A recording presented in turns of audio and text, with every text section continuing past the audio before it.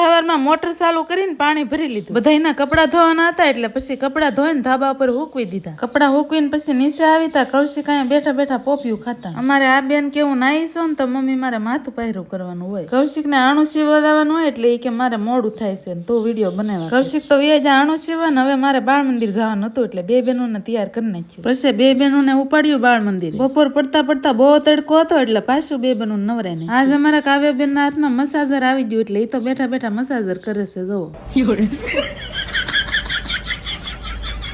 બપોરના વાસણ ધોવાના હતા એટલે બપોરના બધા વાસણ ધોઈ નાખ્યા. હું વાસણ ઉટકતી જઈ ને અહીંયા અમારા ક્રિશાબેન છે ને ધોરાવતા બધા વાસણ ધોઈ નાખ્યા ને અહીંયા અમારે હુકવાનું કામ અમારા બેન જ કરશે. કાજલબેને ફળિયું વાળી નાખ્યું ને મારે બણતર નું કામ કરવાનું હતું એટલે બણતર ની કોળી કરી નાખી. બણતર સોલે નાખ્યા ને દાદા અમારે કાવ્યાને મઢિયા આટો મરાવા લઈ ગયા. મરસું ભેળવાનું હતું ને એટલે લસણ ફોલવાનું હતું એટલે મા દીકરી બે લસણ ફોલી નાખ્યું. પાછી કહે કે મમ્મી મરસું આમાં ભેળવવું એટલે બેન ને શોખ થાય ને એટલે મરસું જો આવું ભેળવી નાખ્યું. બેન કહે કે હાલો આપણે હવે ભાજી ખૂટવાની એટલે અમારા ક્રિશાબેન માટે એક કમેન્ટ મસ્ત મજાની કરી નાખ.